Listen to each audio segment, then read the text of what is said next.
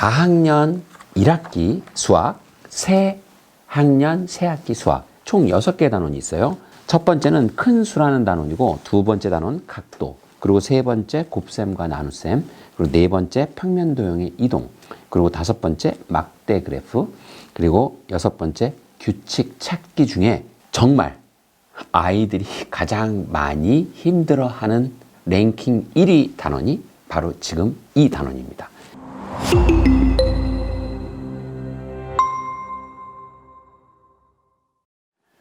안녕하세요. 김필립입니다. 오늘은 4학년 1학기 수학에서 각 단원별로 가장 중요한 핵심 그리고 급소 그런 포인트들을 짚어드리면서 4학년 1학기 전체를 한번 조망하고 체크업 해볼 수 있는 그러한 시간을 갖겠습니다.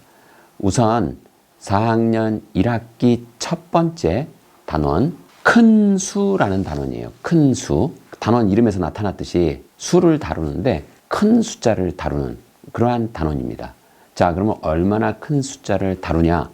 듣기에도 억소리 나는 그러한 큰 수들을 다루죠.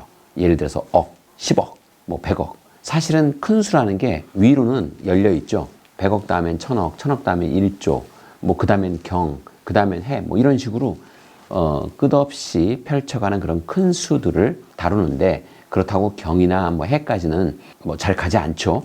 다만 숫자가 커지면 커질수록 숫자가 다닥다닥 붙어서 배열이 아주 길게 생기는데, 이때 자릿수를 잘못 헤아리면 조를 1000억으로 볼 수도 있고 10억을 100억으로도 볼 수 있고, 이렇게 약간 아이들로 하여금 자릿수를 헷갈리게 만드는 그러한 문제들이 종종 있습니다. 사실은 이런 류의 문제들, 그리고 또 이렇게 숫자를 다루는 이런 단원에서는 아이들이 기본 원리를 몰라서라기보다는 지난번에도 말씀드린 것 같은데 주로 실수로 문제를 틀리게 되는 그러한 일들이 많이 벌어지죠. 특히 이 4학년 1학기 전체 수학 단원 중에 어떻게 보면 이 첫 번째 큰 수라는 단원이 실질적으로는 가장 쉬운 단원에 속하는데, 그리고 이 단원에서 개념을 몰라서 틀리거나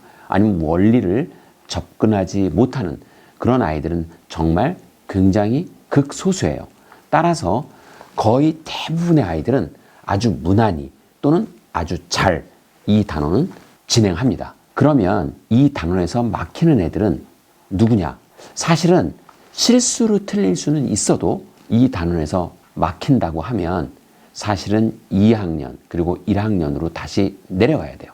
3학년도 후행을 반드시 다시 해야 됩니다. 왜냐하면 이 큰 수를 잘 못 다룬다는 거는 큰 수에서 단순 실수가 아니라 무언가 개념을 못 잡고, 그리고 문제를 자꾸 틀리고 뭔가 원리나 근본 개념을 흔들리는 듯한 그러한 모습이 보인다면 우리 아이가, 그러면 반드시 아래 학년으로 내려가서 뭘 해야 되냐면 십진법이 무엇인지부터, 그리고 십진법이 사실은 수체계인데 어떤 약속을 했는지 사람들끼리, 그리고 그 약속으로 인해서 왜 자릿수가 하나씩 올라가면 숫자의 크기가 10배씩 커지는지, 이런 거에 대해서 굉장히 잘 일러줘야 돼요.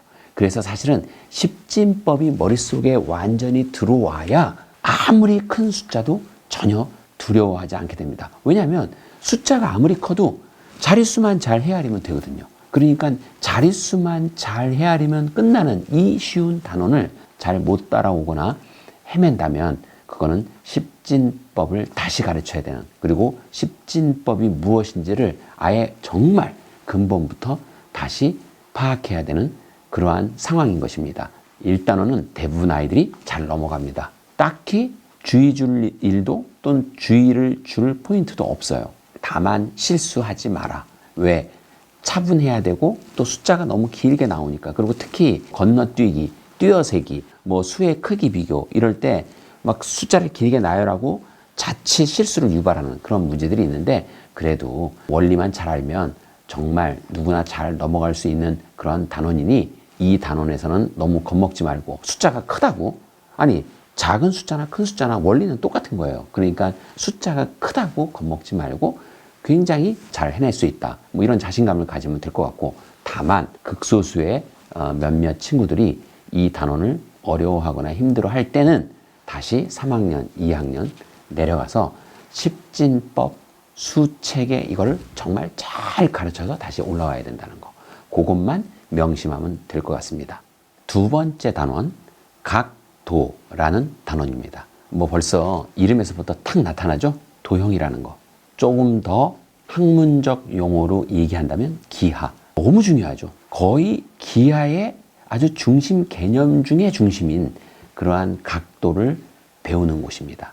여기서 뭘 배우냐면 각도가 도대체 무엇인지, 그리고 우리가 각도를 어떻게 그려야 되는지, 작도를 어떻게 해야 되는지, 주어진 각도가 몇 도인지를 어떻게 측정하는지 각도의 기본을 배우는 거죠. 그러면 이제 그걸 배운 다음에 두 번째 단원이 각도의 크기를 가지고 비교를 하는 단원이에요. 예를 들면 어떤 각도는 예각이냐 아니면 어떤 각도는 둔각이냐. 여기서 중요한 건 예각이라는 단어 그리고 둔각이라는 단어, 이 단어를 머릿속에 잘 넣어야 된다는 거죠. 이 단어의 뜻을 잘 넣어두면 외우지 않고 이해를 할 수 있는데, 이걸 무턱대고 그냥 외워버리면 살짝 실수하거나 헷갈릴 수가 있어요. 그래서 예각의 예는 날카롭다라는 뜻입니다. 왜 그런 거 있잖아요. 별로 이게 권장할 만한 뉴스는 아니지만 보통 안 좋은 뉴스에 보면 예리한 흉기 뭐 이런 얘기 있죠.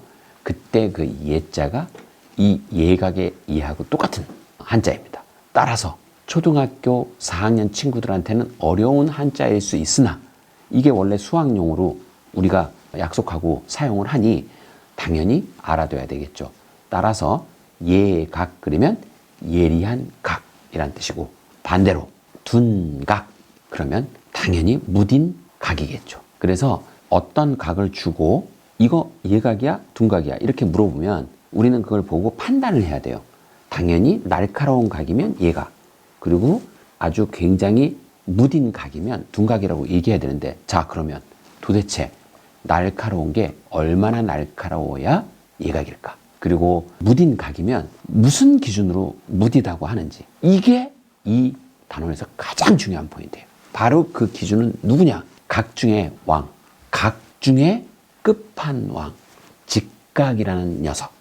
그 직각이 모든 판단을 하는 기준이 되는 겁니다. 너 일로 와봐. 너 나보다 각이 넓어? 너 나보다 각이 둔감해? 그럼 넌 둔각. 너 일로 와봐. 넌 나보다 각이 날카롭네?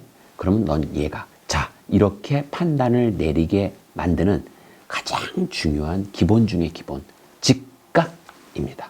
그러면 이 단원에서 주로 배우는 건 예각이냐 둔각이냐를 주로 가르는 거지만 사실은 직각이 제일 중요한 주인공이죠. 그리고 이 직각이 얼마나 중요한지 곧 5학년, 6학년, 그리고 중학교 가면 더, 그리고 고등학교 가면 더, 직각은 정말 모든 각들의 왕입니다. 따라서 직각이 얼마나 중요한지 이 단원에서 다시 한번 아이들한테 깨닫게 해주고, 그리고 직각의 중요성을 강조해주고, 직각이 나중에 어떤 식으로 가지치기를 하면서 수많은 수학적 화음을 만들어내는지를 여기서 그 개념의 씨앗 아니면 원리와 연계의 씨앗을 뿌려주면 아마 아이들은 도형에서 굉장히 큰 힘을 얻게 될 것이고, 훗날 도형 때문에 나는 수학 망했어, 나는 기하 때문에 수학이 안 돼, 이런 아이들은 아마 훨씬 줄어들 것입니다.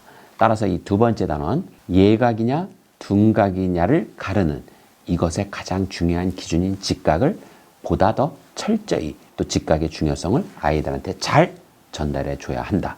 이게 가장 중요한 포인트입니다. 그리고 마지막 삼각형과 사각형의 내각의 합, 요 개념을 베이스로 해서 다양한 응용 문제들이 출제돼요. 그러면 가장 중요한 건 뭐냐? 삼각형의 내각의 합은 180도다. 그리고 사각형의 내각의 합은 360도다. 이 중요한 포인트만 잘 알면 어떤 응용 문제가 나와도 사실 다 맞힐 수 있는데, 자꾸 그 아주 기본 중에 기본을 잊거나 아니면 살짝 헷갈려 하거나 이렇습니다. 두 번째 단원의 소단원 세 번째 삼각형과 사각형의 그 내각의 합. 다시 한번 강조할게요. 삼각형의 내각의 세 내각의 합은 그 삼각형이 어떤 삼각형이든 뭐 정삼각형이든 이등변 삼각형이든 둔각 삼각형이든 또 예각 삼각형이든 누구 어떤 삼각형이든 상관없이 모두 무조건 세 내각의 크기의 합은 180도다. 이것만 기억하면 문제는 다 해결됩니다. 그리고 당연히 사각형의 모든 내각의 합은 360도. 요거까지 머릿속에 잘 넣어두면 이 두 번째 단원은 굉장히 잘 마무리할 수 있어요. 특히 맨 마지막 내각의 합들을 이용해서 푸는 응용 문제들이 딱 보는 순간 그림으로는 되게 복잡하게 보여.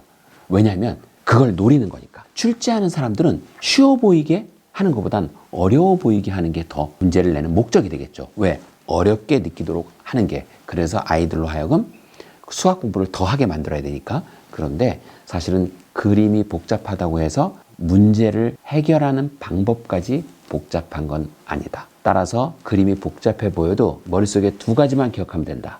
삼각형의 세 내각의 합은 180도. 그리고 사각형의 내각의 합은 360도. 요것만 철저히 잘 기억하면 됩니다. 세 번째 단원, 곱셈과 나눗셈이라는 단원입니다. 자, 여기서 이제 한 자리 곱하기 한 자리, 그러니까 예를 들면 구구단 같은 경우 뭐 99, 81, 이 정도 수준이 아니고 이제 두 자리, 세 자리로 넘어가죠. 그리고 나눗셈도 이제 두 자리 나누기 두 자리까지. 무슨 말이냐면 이제 대략 웬만한 숫자를 주면 나눗셈이나 곱셈을 할 수 있을 정도로 연습을 시키는, 그러니까 곱셈하고 나눗셈에 대해서 이제 기본적인 계산은 할 수 있도록 만드는 그런 단원입니다. 그러면 제가 이 단원에 대해서는 어떤 얘기를 지금 포인트로 드리고 싶냐? 사실은 여기는 연산을 연습시키는 단원이에요.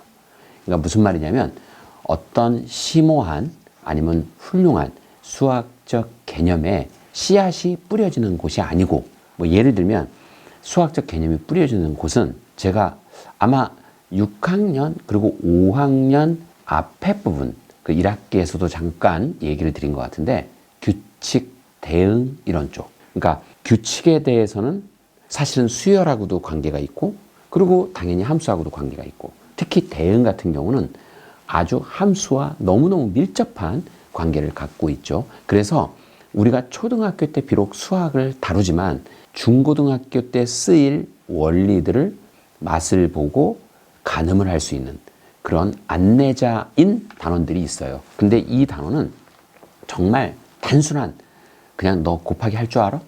너 나누기 할 줄 알아? 너 이 정도 나누기를 할 수 있어야 돼. 뭐 이런 어떤 연습을 시키는, 정말 트레이닝 또는 프랙티스 연습을 시키는 단원이에요. 여기서 제일 중요한 거는 그러기 때문에 이 단원에 목숨을 걸지 말아라. 바꿔 말하면 연산에 목숨을 걸지 말아라. 바로 이겁니다. 이 단원에서 오답이 나왔다고 더 이상 단원을 진행하지 않고 여기서 100문제를 주면 100문제 다 맞출 수 있도록 인간 계산기를 만들려고 그렇게 아주 작정을 하고 덤비는 그러한 학원과 그러한 선생님, 그리고 그것을 또 옆에서 굉장히 조장하는, 아니면 그런 것들을 굉장히 당연하다고 여기는 그러한 부모님들의 합동 콜라보로 아이들은 인간 계산기가 되어가고 있습니다. 그리고 인간 계산기가 되면 다행인데 인간이 어떻게 계산기가 되죠? 안 됩니다. 그러니까 계산기가 되고 싶었다가 계산기가 안 되니까 아예 수학을 때려치게 되는, 한마디로 계산 때문에 훨씬 중요한 수학을 등을 돌리게 되는 그러한 우를 범하지 않도록 이 단원은 정말 곱하기를 할 줄 알고 나누기를 할 줄 알면 되는 정도. 물론 어느 정도의 연습은 필요하겠죠. 다만 제가 정말 너무너무 강조했던 얘기, 연산으로 아이의 수학의 싹을 자르지 마라. 그리고 사실 연산을 잘하는 게 이 아이의 수학 실력이 아니다. 요것만 명심하면 이 단원에서 아마 힘을 좀 빼고 그렇게 잘 진행할 수 있을 것입니다. 그리고 특히 앞으로 지금 고등학생들은 아닌데 한 초등학교 학생들은 제 예상에는, 사실은 제 예상이 아니라 원래는 그렇게 돼야 돼요. 그러니까 추측이 아니라 확정적으로 수학 시험을 볼 때 무조건 계산기를 지참할 수 있도록 우리나라도 바뀌어야 됩니다. 이걸 나는 누가 맡고 있는지 모르겠어요. 세상에 태스크포스가 만들어진 지가 10년이 넘었는데도 아직도 아무런 진행이 안 되고 있어. 아니, 그렇게 우리나라가 수학 연산을, 한마디로 인간 계산기들이 많은 나라에서 왜 아직도 단 한 명의 페일즈상도 못 받는 거죠? 미국은 초등학교 때 다 계산기로 계산하는데 왜 페일즈상은 미국 사람들 것이죠? 물론 다른 나라 출신들도 있지만 미국이 압도적으로 많이 받습니다. 그럼 뭔가 잘못된 거죠, 수학 교육이. 수학 교육을 해야지 연산 교육을 하면 안 되지 않습니까? 그래서 연산에 쓸데없는 힘을 빼기 전에 남아도는 에너지와 그 멋진 지혜로움, 그거를 수학을 해야죠. 그 우리나라 수학 교육에 가야 할 길이라고 저는 생각합니다. 빨리 계산기 도입은 적극 시행해야 된다고 생각합니다. 그리고 이 단원에서 응용 문제로 난이도가 한 중상 정도 되는 문제들 중에 뭐 이런 문제들 있잖아요. 100m 되는 도로에 양쪽으로 나무를 심는데 나무를 10m마다 한 그루씩 심는다면 총 몇 그루의 나무가 필요하겠는가? 뭐 이런 문제들 많아요. 근데 여기서 노리는 건 치명적인 실수를 노리는 겁니다. 왜냐하면 100m 되는 도로에 10m씩 나무를 심는다면 100 나누기 10 하면 10그루가 되잖아요. 그럼 애들이 머릿속으로 나눗셈을 하든 아니면 써서 하든 10그루. 자, 이렇게 하면 무조건 틀리죠. 왜 그러냐면 양쪽 끝에 나무가 무조건 세워져야 되니까 10으로 나눈 다음에 나무가 한 그루가 더 들어가게 돼요. 그래서 한쪽 면에 11그루가 들어가고, 자, 여기까지 해서 11그루라고 써도 또 틀려. 왜 그러냐면 도로 양쪽에다 심으라고 그랬으니까. 그럼 결국은 22그루가 들어가야 돼요. 자, 여기서 그러면 실수 유발 포인트는 두 군데가 되겠죠. 자, 이렇게 해서 틀리게 해놓고 너는 왜 문제를 똑바로 안 읽냐? 너는 왜 신중하지 못하냐? 뭐 이렇게 야단을 치는데, 아니, 지금 이 문제가 무슨 수학의 어떤 중요한 개념이나 원리가 그렇게 중요하게 개입되는 문제입니까? 정말 단순 실수를 노리는 그런 문제들. 가장 대표적인 케이스가 이런 문제예요. 그러니까 이런 문제에 너무 힘 빼지 말고, 그리고 이런 문제를 틀렸다면, 근데 애가 원리를 다 알았다면 너무 아이들을 다그치지 말고, 왜 너는 좀 더 신중하지 않았냐 이런 얘기 하지 마시고 등을 딱 두들겨 주면서, 아빠도 엄마도 깜빡 한 그루 안 더해서 옛날에 틀렸었어. 야, 인간이 뭐 어떻게 완벽하니? 다만 앞으로는 요거 좀 잘 생각하자 이러고 잘 격려하고 넘어가 주는 게 아이들 수학 인생에 훨씬 도움이 된다는 걸 꼭 말씀드리고 싶습니다. 네 번째 단원, 평면 도형의 이동입니다. 자, 4학년 1학기 수학, 새 학년 새학기 수학, 총 6개의 단원이 있어요. 첫 번째는 큰 수라는 단원이고, 두 번째 단원 각도, 그리고 세 번째 곱셈과 나눗셈, 그리고 네 번째 평면 도형의 이동, 그리고 다섯 번째 막대 그래프, 그리고 여섯 번째 규칙 찾기 중에 정말 아이들이 가장 많이 힘들어하는 랭킹 1위 단원이 바로 지금 이 단원입니다. 평면 도형의 이동. 특히 누가 힘들어하냐? 공간 감각, 그리고 도형 감각, 기하 능력이 본인 스스로가 좀 떨어진다고 생각하는, 아니면 그런 것들이 덜 개발되어진, 그러니까 무슨 말이냐면 잠재적인 능력은 있으나 개발이 좀 덜 된 아이들은 이 네 번째 단원 너무너무 힘들어요. 이 단원을 가르쳐 본 선생님들은 너무 잘 알아요. 특히 엄마표 수학을 하는 어머님들 또는 아버님, 학부모님들도 이 단원을 직접 가르치셨다면, 근데 우리 아이가 하나도 어려워하지 않았어. 아니, 선생님, 우리 아이는 이 단원을 너무 수월하게 지나갔는데요. 이렇게 만약에 얘기를 하는 분이 계신다면 내 전생의 나라를 구하신 것입니다.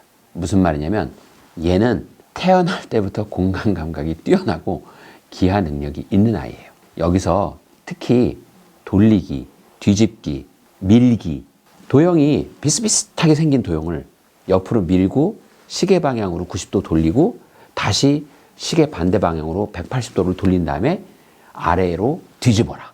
뭐 아니면은 한 칸을 옆으로 밀고 그 다음에 다시 위로 뒤집은 다음에 시계 방향으로 90도를 돌려라. 정말 별별 버라이어티한 요구사항이 엄청나게 많아요. 근데 이게 아이들이 헷갈릴 수밖에 없어. 왜 그러냐면 그림 자체가 굉장히 비슷비슷하거든. 옮겨도 비슷하고 뒤집어도 비슷하고. 왜냐하면 그렇게 비슷한 거를 일부러 문제를 줍니다. 그리고 도형도 그런 그 뒤집거나 아니면 돌리거나 이랬을 때 특징이 잘 안 나타나는 도형을 특히 심화 문제에 많이 넣어줘요. 그러면 애들은 정말 많이 헤매고 힘들어합니다. 따라서 이 단원을 잘 하고 싶다면 이건 제가 그냥 여담으로 드리는 소리인데 태어날 때부터 공간 감각이 좀 있으면 확실히 수월하다. 다만 공간 감각이 있는데도 불구하고 개발이 덜 되어진 그런 아이들이 많으니 여기서 아이들한테 자꾸 상상을 하게 만들어라. 물론 처음에 되게 힘들어해요. 다만 잘라서 오리고 보여주고 뒤집어주고 직접 다 그렇게 계속 해주면 절대 공감 감각이 늘지 않고 기하의 유추 또는 추론 능력이 늘지 않으니 그러지 마시고 처음에 잠깐은 도와주되 자꾸 힘들지만 아이가 밀어보고 머릿속으로 그리고 머리에서 뒤집어보고 그리고 머리에서 시계 방향으로 180도를 돌려보고 이렇게 자꾸 아이한테 잘한다 또는 너는 잘 해낼 수 있다라는 cheer up 그리고 encouragement를 해주면서 아이를 어떻게든 공간 감각, 도형 감각, 기하 감각을 키워낼 수 있도록 여기서는 정말 최선을 다해야 됩니다. 지레 겁먹고 포기하지 말고 왜냐하면 여기서 무너지면 이제 얘는 도형은 끝장나요. 절대 여기서 무너지면 안 됩니다. 이게 어떻게 보면 첫 번째 전선이나 마찬가지예요. 정말 중요한 전선. 이 전투에서 패하면 기하하고 담을 쌓게 되는 거죠. 기하를 정복할 수 없게 됩니다. 그러니까 그러한 마음가짐을 가지고 시간을 좀 넉넉하게 사용해도 돼요. 반드시 평면 도형의 이동은 기다려주면서 공간 감각을 그리고 기하 감각을 그리고 도형에 대한 감각을 키워낼 수 있도록 꼭 잘 가르치고 그리고 잘 배워야 한다. 요것만 명심하면 될 것 같습니다. 초등 4학년 1학기 5번째 단원 막대 그래프라는 단원입니다. 사실 이 단원은 그리 크게 강조드릴 포인트가 아쉽게도 아니면 다행스럽게도 없습니다. 바꿔 말하면 굉장히 아이들이 비교적 잘 해내는 단원이라는 뜻입니다. 만약에 여기에 어떤 큰 가로막는 장애물이 있거나 마치 제가 바로 전 단원에서 얘기했던 것처럼 평면 도형의 이동, 거기서는 돌리기, 밀기, 그리고 뒤집기 등 이게 다 상상으로 해야 되는 건데 여기서 많은 아이들이 굉장히 힘들어한다고 얘기했죠. 자, 그렇게 중요하고 또는 힘들어하는 포인트가 있다면 제가 말씀을 드리겠는데 막대 그래프라는 단원에서는 사실 그닥 아이들을 힘들게 만드는 그 어떤 요인도 거의 없습니다. 따라서 평이하게 잘 지나갈 수 있는 그러한 단원 중에 하나죠. 한마디로 단원들마다 난이도가 있는데 얘는 난이도가 높은 단원이 아니라는 뜻입니다. 여기서 가장 크게 두 가지 개념을 배우게 되는데요. 첫 번째는 막대 그래프를 딱 보고 통계적 이해를 해야 되는 거. 그러니까 예를 들면 막대 그래프를 보면서 어떤 쪽이 막대 그래프가 높은지, 한마디로 어떤 쪽이 더 양이 많은지, 또 아니면 측정값이 많은지, 뭐 이런 것들에 대해서 비교 분석할 수 있는 능력, 그런 것들을 가르치게 되고, 두 번째는 그렇게 막대 그래프를 읽는 능력을 익혀서 본인이 스스로 막대 그래프를 그려보는 것까지. 그러니까 예를 들면 선생님이 또는 책에서 자료를 주면 그 자료를 가지고 막대 그래프를 그려서 아주 자료를 굉장히 잘 파악할 수 있도록 도와주는 그러한 역량을 키우는 그런 단원이에요. 따라서 크게 막힘없이 막대 그래프를 보는 방법과 또 막대 그래프를 그리는 방법이 사실은 큰 어려움이 없습니다. 그러니까 아마 굉장히 잘 아이들이 해낼 수 있을 거고 여기서 만약에 아이들이 문제를 틀린다면 개념이 흔들려서가 아니라 분명히 그 막대 그래프의 자잘한 칸, 그 칸을 잘못 세서 그 한마디로 눈 실수 아니면 어이없는 실수, 어이없는 놓침 뭐 이런 것들 때문에 틀리게 되는 그러한 경우는 가끔 볼 수 있다. 다만 여기서는 크게 어려운 부분 또는 포인트는 없다. 이것만 명심하시면 될 것 같습니다. 마지막 단어는 규칙 찾기라는 단어입니다. 이 규칙 찾기라는 단어는 정말 중요한 단어예요.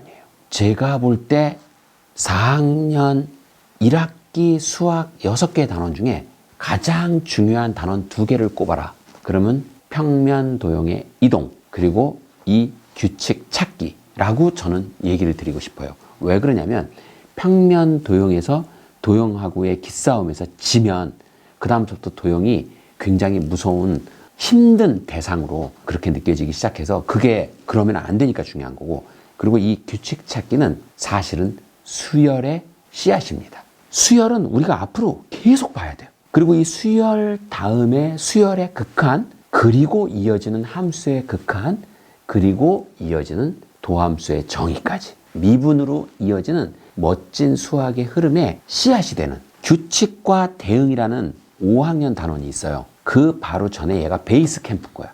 그러니까 규칙과 대응은, 규칙은 수열 쪽 그리고 대응은 함수 쪽이라고 만약에 굳이 나눈다면, 여기는 규칙 찾기라는 그 앞부분, 그러니까 규칙에 관한 것들을 주로 다루는 곳인데 사실은 수열의 씨앗 단원인 것입니다. 따라서 여기는 바둑돌 세워놓고 규칙대로 5번째 칸에 몇 개가 들어가는지 그것만 맞출 생각 하지 말고, 그 규칙을 이용해서 100번째 칸에 바둑알이 몇 개 들어가는지 아니면 1000번째 칸에 바둑알이 몇 개 들어갈지까지를 아이들한테 생각하게 하고 추측하게 하고 궁리해보게 만드는 거. 그러면서 감히 어줍지 않게 수열을 소개하거나 그러면 오히려 아이들이 수학을 더 어렵게 생각할 수 있으니, 수열이라는 단어만 얘기해 주되 개념은 초등이 이해할 수 있는 개념으로 사실은 수열의 가장 중요한 원리와 밑바탕을 마중물처럼 씨앗으로 뿌려주는 거. 이 단원에서는 그게 제일 중요합니다. 그리고 그렇게 해 놓으면 아이들이 굉장히 재밌어 해요.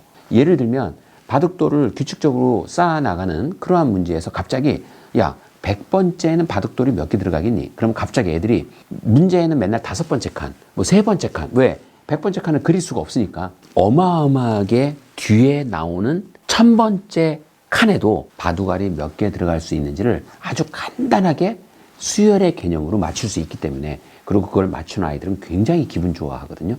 그리고 반드시 6번째 단원에서 나오는 기본 개념으로 설명을 하되 아이들한테 꼭 수열의 기본 원리와 개념을 초등이 이해할 수 있는 수준으로 씨앗을 뿌려줘야 된다.